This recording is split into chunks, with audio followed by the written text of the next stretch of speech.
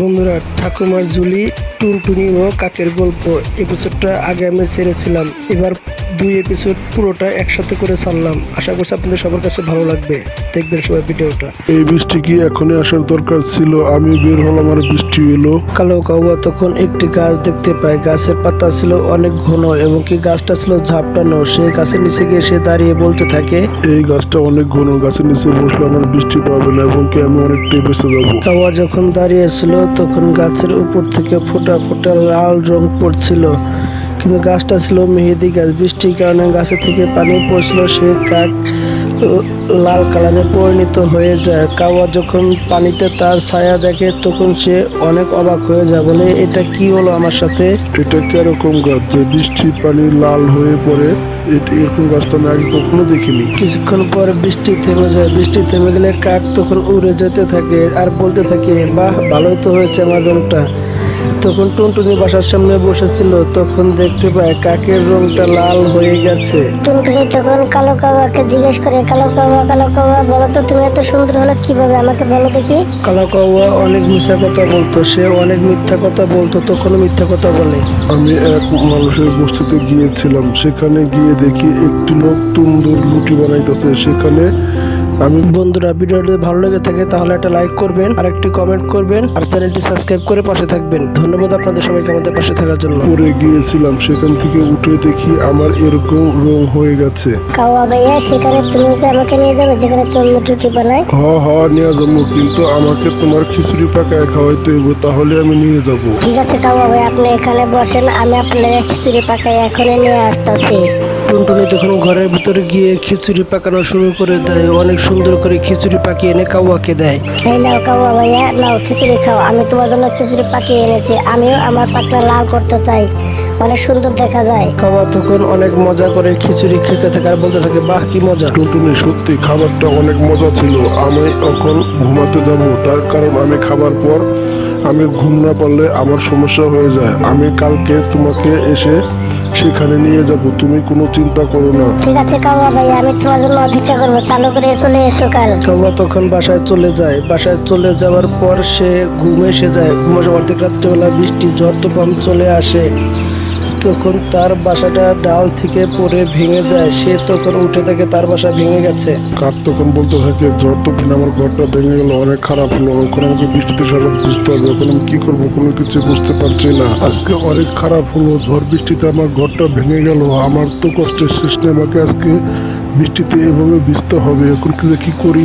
এদিকে টুনটুনি পাখি খুব আরাম করে ঘুমাচ্ছিল। তখন কাওয়া রাত্রে উঠতে উঠতে টুনটুনি বাসা চলে এসে তখন টুনটুনি কি বলতে, টুনটুনি তুমি যে তোমার বাসা আজকে থাকতে দিবি, আমার বাসাটা ভেঙে গেছে। কাওয়া ভাইয়া, আমার ঘরটা মজবুত, আমার ঘরটা সহজে ভাঙবে না, যত ঝড় আসুক না করে, বৃষ্টি আসুক না করে, আমার ঘর সহজে ভাঙবে না। টুনটুনি, ঘরটা আমি দখল করে নেবো, না হলে বৃষ্টিতে ভিজে আমি শেষ হয়ে যাবো, মারাও যেতে পারি, এই কারণে আমার ঘরটা দখল করতে হবে। কাওয়া ভাইয়া, তুমি এত কি ভাবতেছো? কোনো কিছু ভাবার দরকার নেই। কোনো কিছুই ভাবতেছি না, শুধু এটাই ভাবতেছি তুমি যখন লাল হয়ে যাবে তখন তোমাকে দেখতে আরো অনেক সুন্দর লাগবে, আমি সেটাই ভাবছিলাম বসে বসে। তো ভাইয়া চলেন যাই, যেখান থেকে আপনার পাখনাগুলো লাল করেছিলেন আমি সেখানে চলে যেতে চাই, আমিও লাল হতে চাই। ঠিক আছে টুনটুনি, তুমি চলো আমার পিছনে চলে আসো। তখন টুনটুনি কাকের পিছে পিছে উড়ে যেতে থাকে। এদিকে কিছু দূর যাওয়ার পর বৃষ্টি আরো জোরে চলে আসে।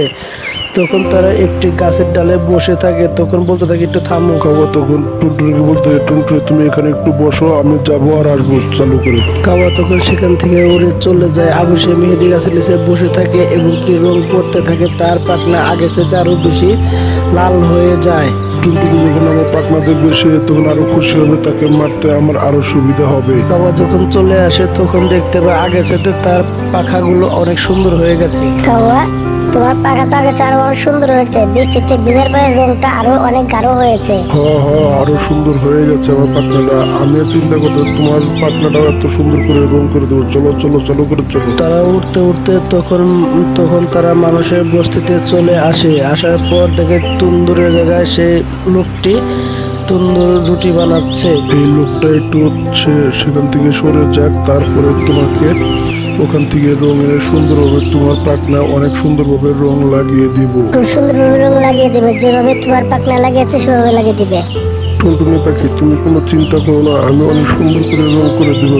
ওই লোকটা ওদিকে চলে গেছে, চলো চালু করে চলো। কাউয়া তখন টুনটুনিকে তন্দুরের কাছে নিয়ে আসে, সেখানে নিয়ে এসে বলতে থাকে যে, টুনটুনি টুনটুনি যখনই তন্দুরের দিকে তাকায় তখনই কাউয়া তাকে ধাক্কা দিয়ে দেয়, সে আগুনের মধ্যে পড়ে যায়। তখন কাউয়া সেখান থেকে উড়ে পালিয়ে চলে যায়। এদিকে সময় মতো এসে তন্দুরের মালিক টুনটুনিকে সেখান থেকে বের করে তাকে বাঁচিয়ে দেয়। তখন টুনটুনি সেখানে কিছুক্ষণ দাঁড়িয়ে থেকে তারপর সেখান থেকে সে উড়ে চলে যেতে থাকে। এদিকে সে জানতো শর্টকাট রাস্তা, তার বাসা কিভাবে দ্রুত যাওয়া যাবে। সে কাকের আগে বাসায় গিয়ে সে ঘরে ছিটকানি আটকে বসে থাকে। টুনটুনি তখন আরো অনেক শক্ত করে দরজা আটকে দিয়ে সে সেখানে বসে বসে ভাবতে থাকে, তুই আয় তোকে মজা দেখাবো। কাউয়া তখন বলতে থাকে, টুনটুনির বাসার ভিতর থেকে লক করে কে দিয়েছে? আমার ঘর আমি বন্ধু ভিতরে তোর কি? কাক তখন বলতে থাকে, তুমি কিভাবে বেঁচে থাকতে পারো? কেন আমাকে জিন্দা দেখে তুমি খুশি হওনি? তুমি আমার বন্ধু না, তুমি আমার শত্রু। আজকের পর থেকে তুমি আমার সাথে কথা বলবে না। টুনটুনি বন্ধু, তুমি আমার একটু কথা শোনো, আমাকে আজকে রাত্রে ঘরে থাকতে দাও, না হলে আমি আজকে মারাই যাবো, আমার শরীর বেশি ভালো না। তুমি এখন মরে যাও না কালকে মরে যাও, তাতে আমার কোনো কিছু যায় আসে না। আমি দরজা খুলবো না, যাও এখান থেকে। টুনটুনি তখন কাউয়ার সাথে বন্ধুত্ব সম্পর্ক শেষ করে দেয়। এভাবেই গল্পটা শেষ হয়ে যায়। বন্ধুরা গল্পটা থেকে কি বুঝতে পারলে? বন্ধুকে এতটা বিশ্বাস করা ঠিক না, কিন্তু বন্ধুকে বিশ্বাস করলে তার বিশ্বাস ভাঙাও ঠিক না। আশা করছি সবাই গল্পটা বুঝতে পেরেছেন। বন্ধুরা ভিডিও ভালো লেগে থাকে তাহলে একটা লাইক করবেন, কমেন্ট করবেন, চ্যানেলটা সাবস্ক্রাইব করে পাশে থাকবেন। ধন্যবাদ আপনাদের সবাইকে আমাদের পাশে থাকার জন্য।